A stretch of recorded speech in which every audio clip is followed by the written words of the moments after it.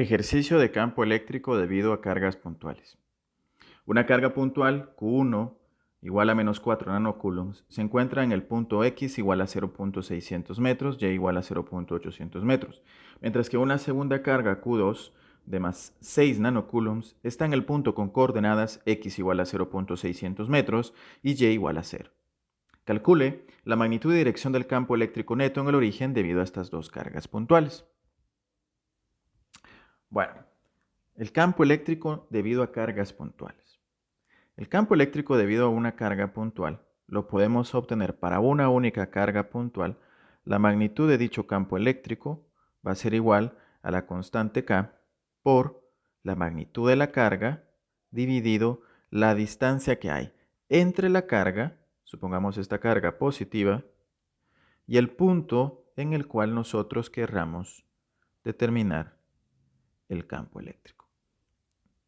Entonces, vamos a necesitar nosotros considerar las ubicaciones de estas cargas puntuales y el punto donde queremos encontrar el campo eléctrico total. Como nos dice, bueno, el campo eléctrico neto, eso quiere decir, bueno, queremos encontrar un campo eléctrico que va a ser igual a la suma de cada uno de los campos producidos por nuestras cargas eléctricas. Entonces tenemos que utilizar esta ecuación, esta suma. Pero como nuestros campos eléctricos son cantidades vectoriales, ¿por qué? Bueno, porque nosotros hayamos definido nuestro campo eléctrico como la razón de la fuerza por unidad de carga. El campo eléctrico es fuerza por unidad de carga. Como la fuerza eléctrica es un vector y como la carga es un escalar, que puede ser positivo o negativo, entonces nuestro campo eléctrico sigue siendo un vector. Entonces esas son las consideraciones que tendríamos nosotros que establecer para poder desarrollar nuestro problema. Lo primero que deberíamos de plantear sería entonces dibujar un sistema de coordenadas. Vamos a dibujar un sistema de coordenadas y vamos a considerar nosotros las ubicaciones de nuestras cargas. Nuestro problema nos decía, supone que más o menos como por aquí, está nuestra coordenada en X igual a 0.600 metros y más o menos por acá, nuestra coordenada en Y igual a 0.800 metros. Este es nuestro origen de nuestro sistema de coordenadas, nuestro 0,0. Y vamos a considerar nosotros que cuáles son las ubicaciones de nuestras cargas. ¿Cuáles son las ubicaciones de nuestras cargas puntuales?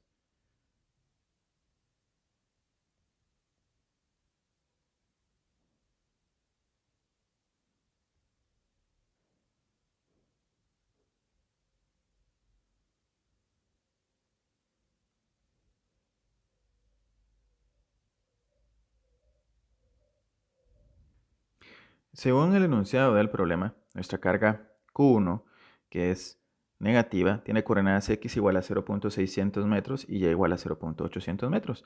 Y nuestra carga Q2 tiene coordenadas 0.600 metros en X y en Y es igual a 0. Entonces vamos a dibujar nuestras cargas puntuales. Nuestra carga Q2 la vamos a representar aquí, que es positiva. Y nuestra carga Q1, que es negativa, está en X igual a 0.600, Y igual a 0.800, va a estar por acá. Nuestra carga Q1 es negativa. Ahora, ¿cómo es el campo eléctrico que Q2 produce en el origen del sistema de coordenadas? Consideremos el signo de la carga Q2. Q2 es positiva. Entonces, las cargas positivas, las cargas puntuales, producen un campo eléctrico que va a ir dirigido radialmente hacia afuera, alejándose de nuestra carga y cuya magnitud del campo va a ir variando conforme nosotros nos vayamos alejando de nuestra carga. A mayor distancia de la carga, el campo va a tener una magnitud mucho más pequeña. Entonces,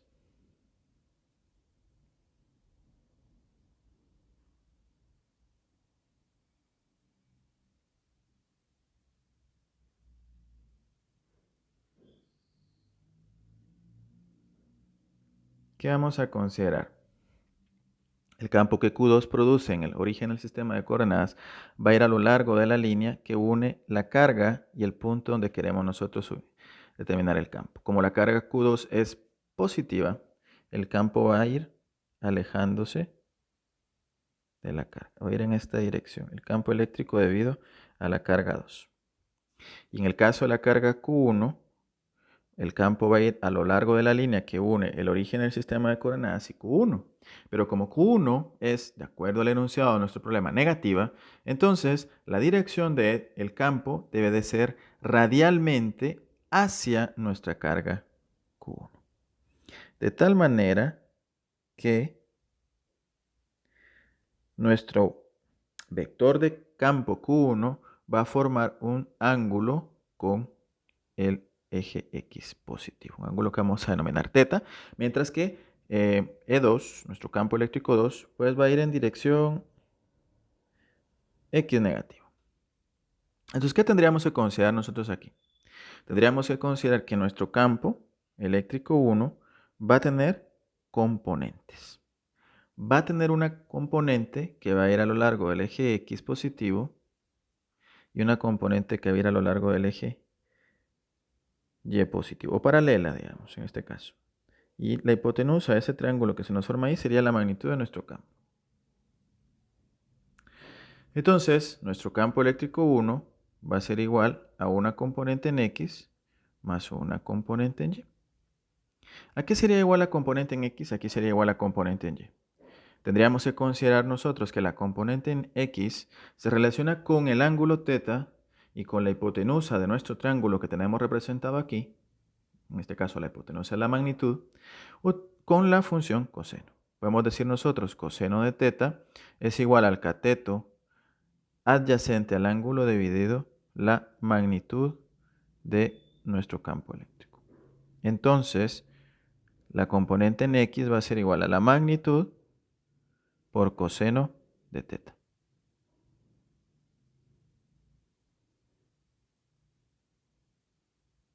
De la misma forma, podríamos nosotros, utilizando la función seno, encontrar que la componente en Y va a ser igual a la magnitud del campo por el seno del ángulo θ. ¿Cuál es ese ángulo θ? Bueno, lo podemos determinar. ¿Y cómo lo podemos determinar? Bueno, podríamos determinarlo considerando que en este caso nuestro vector de campo, aquí, podríamos encontrar nosotros que se nos forma otro triángulo. Solo que en este caso este triángulo nos va a servir para encontrar el valor de θ. Para ese triángulo vamos a decir nosotros que va a tener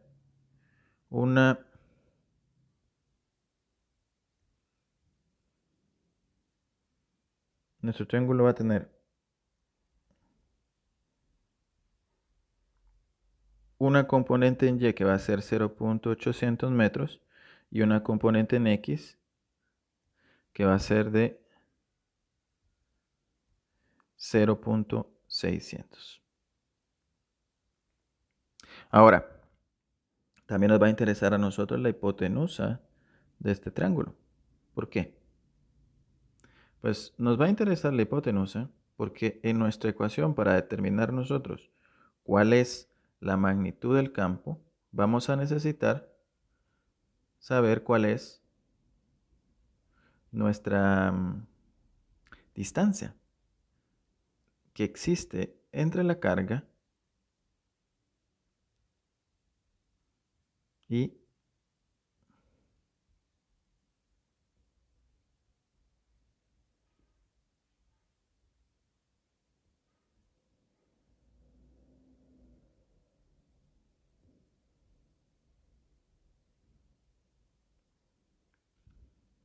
entre la carga Q1 y nuestro origen del sistema de coordenadas, esta distancia que va a estar aquí.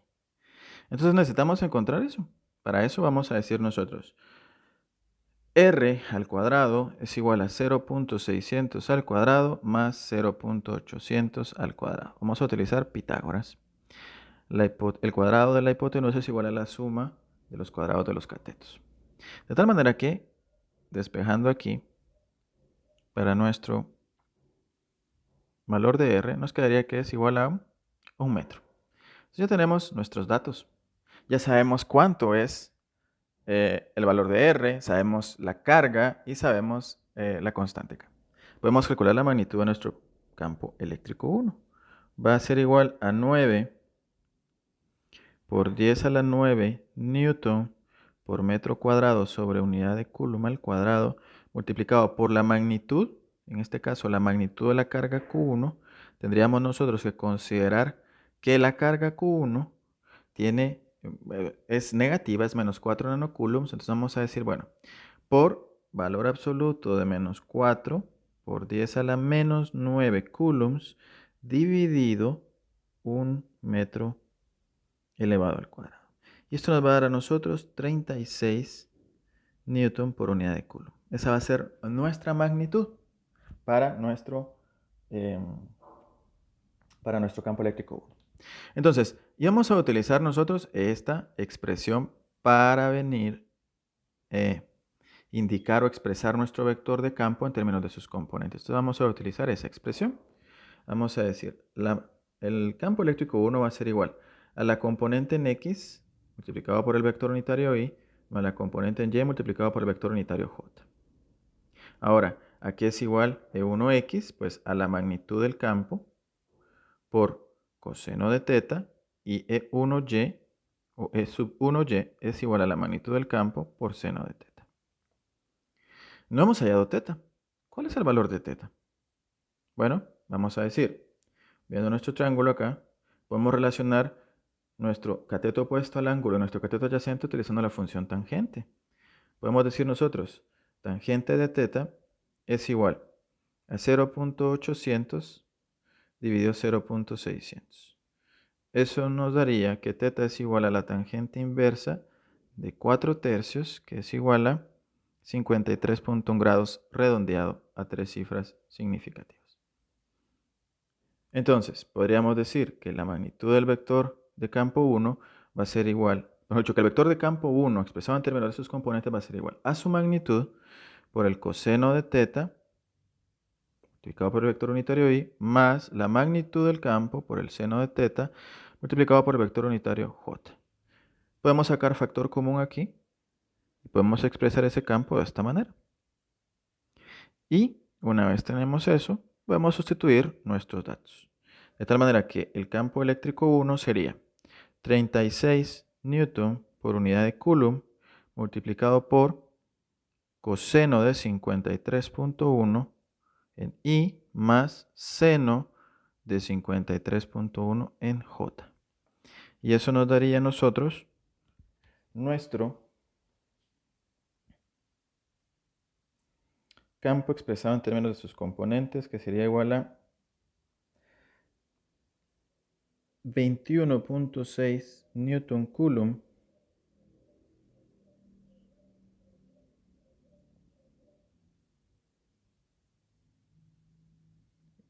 y más 28.8 newton coulomb multiplicado por el vector unitario J. O sea, componente en X, esta componente en Y.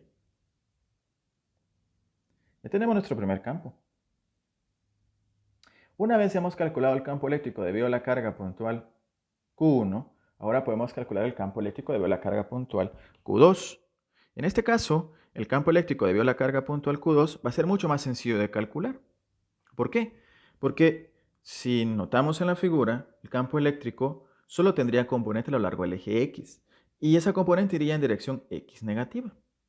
De tal manera que podríamos decir nosotros que el campo eléctrico 2 va a ser igual a la componente en X multiplicado por menos Y. Bueno, pero como solo es componente en X, entonces vamos a decir la magnitud por el vector unitario menos Y. ¿Y a qué sería igual la magnitud del campo eléctrico 2? Bueno, a la constante por la magnitud de la carga Q2 dividido R cuadrado. La distancia que hay de la carga Q2 hacia el origen del sistema de coordenadas, que esa la podemos encontrar por inspección en nuestra figura. Esa distancia va a ser 0.600 metros. Teniendo eso, podemos sustituir en nuestra ecuación.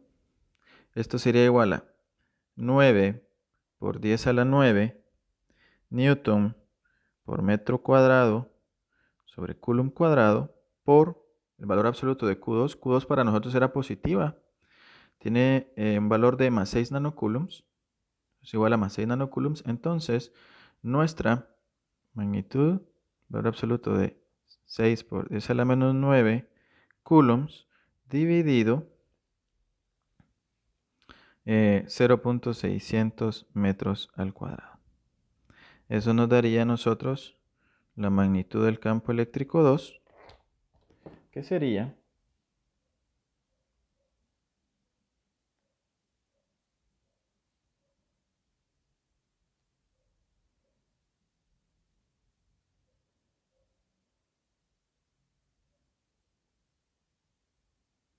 de 150 newton por unidad de coulomb. De tal manera que nuestro campo eléctrico 2 en términos de sus componentes sería 150 newton coulomb por el vector unitario menos i. Entonces ya tenemos nuestros dos, tendríamos ya nuestros dos campos eléctricos. Podemos venir a encontrar nuestro campo eléctrico neto. Nuestro campo eléctrico neto va a ser igual a la suma de los dos campos eléctricos que teníamos.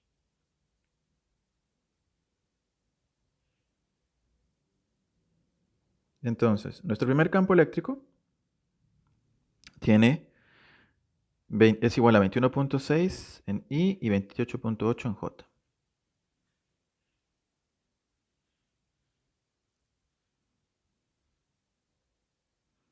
Y nuestro segundo campo eléctrico es menos 150I.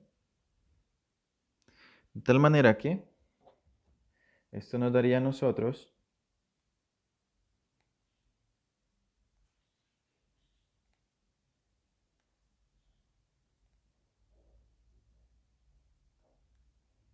que nuestro campo eléctrico neto sería menos 128 newton por unidad de coulomb. Perdón, corrijamos aquí.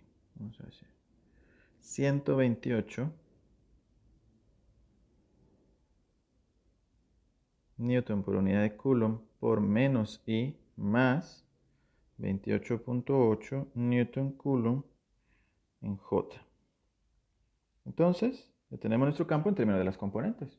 Pero nuestro problema nos pide que determinemos cuál es la magnitud y dirección del campo. Entonces, la magnitud del campo la vamos a encontrar nosotros como raíz cuadrada de la componente en x al cuadrado más la componente en y al cuadrado. ¿Cuál es la componente en x? Esta. La componente en x de nuestro campo neto. Y esta es la componente en y. Entonces, la magnitud va a ser igual a raíz cuadrada de 128 al cuadrado más, 128 al cuadrado, perdón, más 28.8 al cuadrado. Redondeados nuestros cálculos a tres cifras significativas. Entonces nuestro resultado, redondeado también a tres cifras significativas, nos quedaría igual a 131 newton por unidad de coulomb. Y nuestra dirección la encontramos con tangente de teta es igual a componente en y sobre componente en x. Entonces teta va a ser igual a la tangente inversa de la componente en y sobre la componente en x. En este caso, tangente inversa de 28.8 sobre menos 128. Y eso nos daría que nuestro ángulo teta va a ser igual a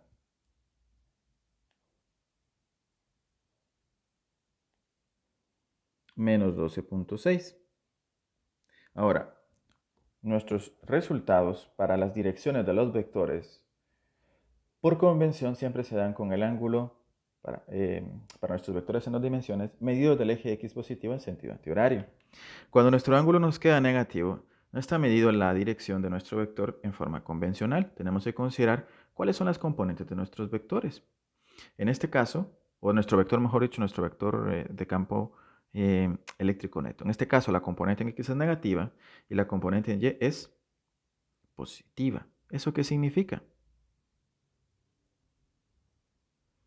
Eso significa que nuestro vector de campo eléctrico va a estar ubicado en el segundo cuadrante. Es decir, que cuando nosotros nos dan el ángulo de menos 12.6, realmente es el ángulo que se mide desde el eje X negativo en sentido horario. Pero nosotros necesitamos este otro. Entonces, ¿qué tenemos que hacer? Bueno, decimos menos 12.6 más 180 y eso nos va a dar el ángulo. Un redondeado a tres cifras significativas. Corrijo aquí, esto debería ser 12.7. Redondeado a tres cifras significativas.